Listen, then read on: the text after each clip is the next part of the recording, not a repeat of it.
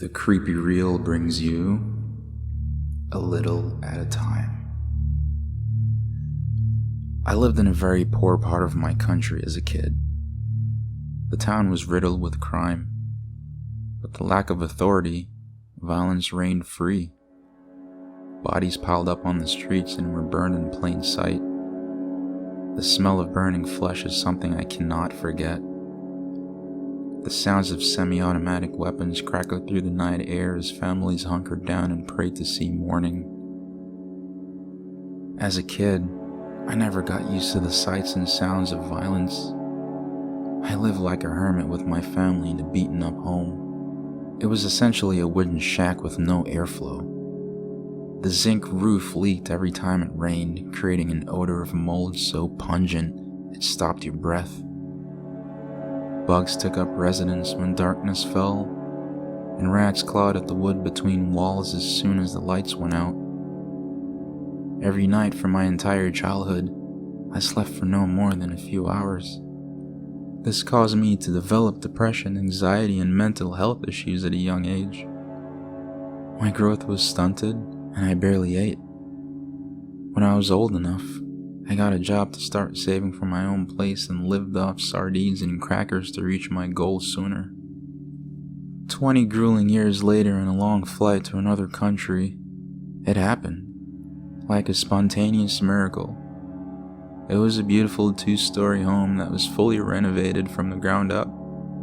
Almost picturesque. The realtor said the previous owner quickly put the place back on the market after the renovations. Apparently there was a growling or rumbling sound coming from somewhere in the house that no one could find.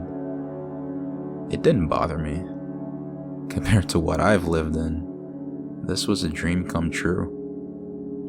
My first week fully moved in was magical. I did notice the sound, but it wasn't troublesome enough to keep me up at night. Maybe it was the plumbing or the central air unit. I didn't care too much though. For the first time in my life, I slept peacefully and on a full stomach. I decided to take additional time off to bask in the excitement of my new purchase. During this time, however, the sound grew louder and more frequent each night. It resembled the low, muffled growl of an angry dog.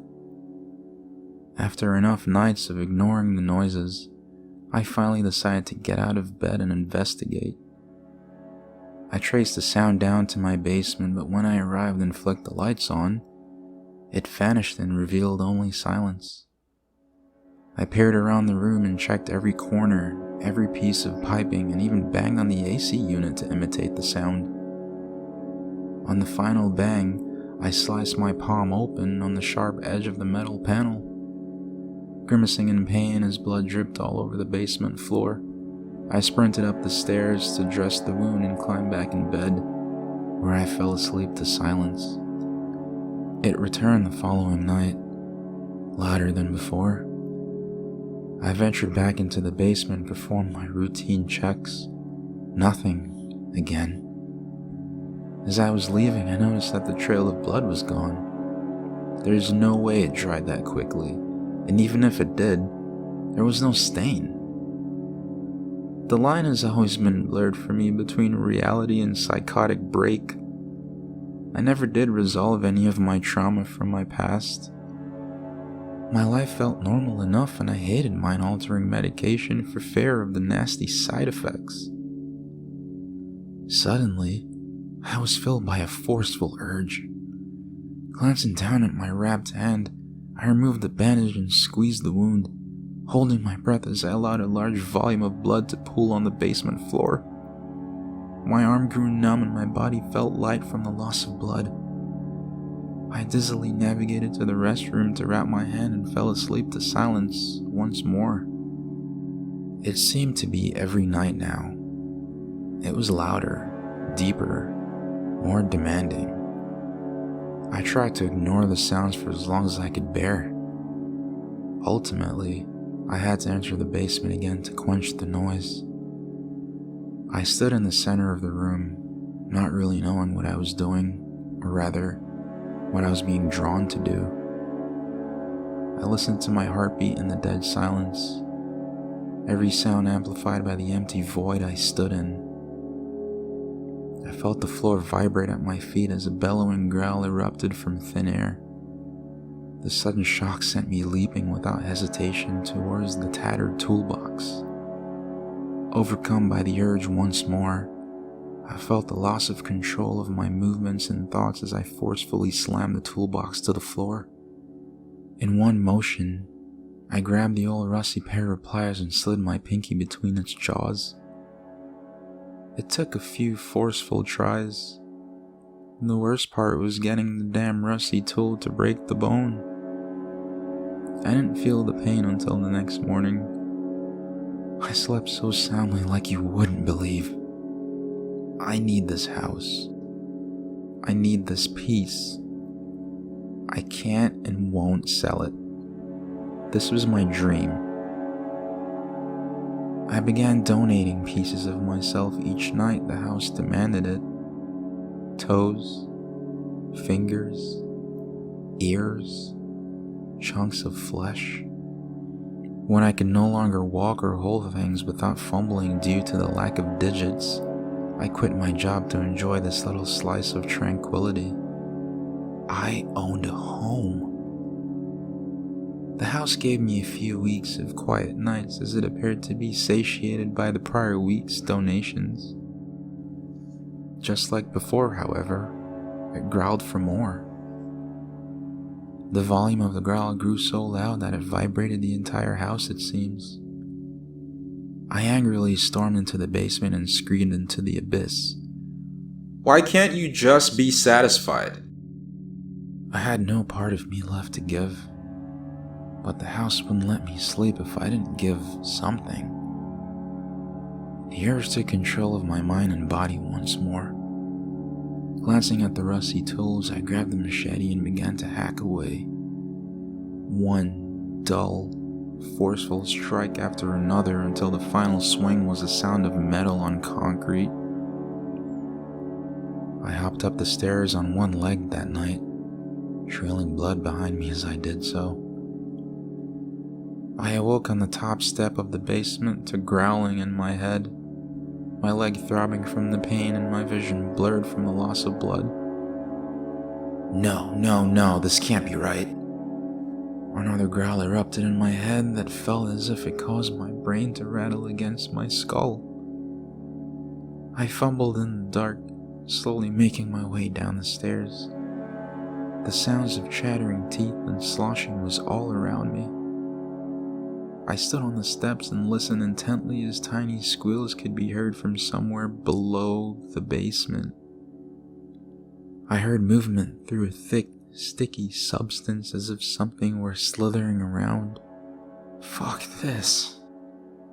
I flicked the light on to reveal nothing. Just the basement. I squeezed my eyes to help clear my vision and noticed the weathered tools on the ground, devoid of blood. My leg was gone too. I glanced at my own deformed husk of a man I once was.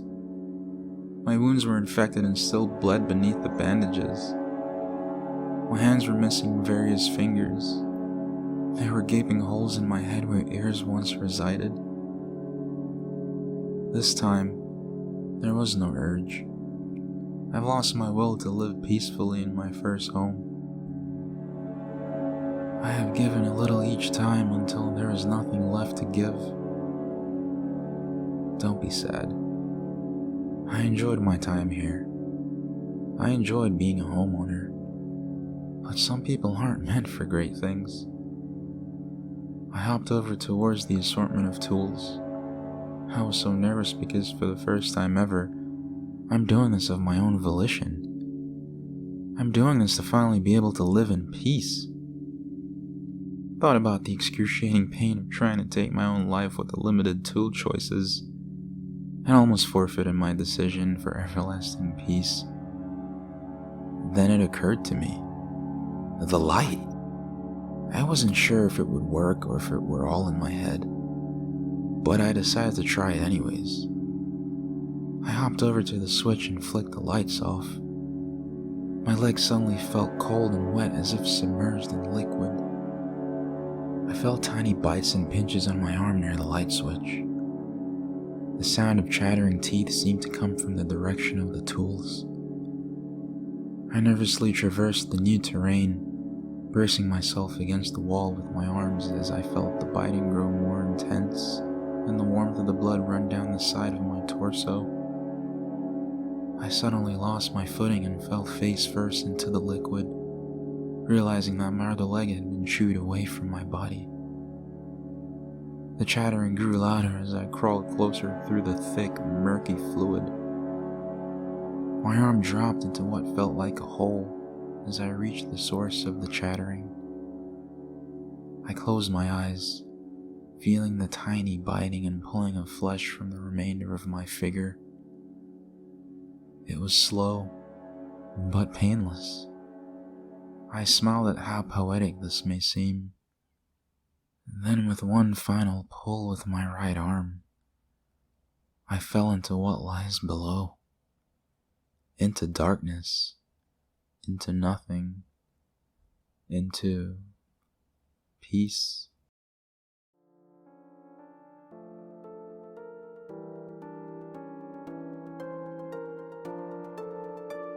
This story is an original creation by me.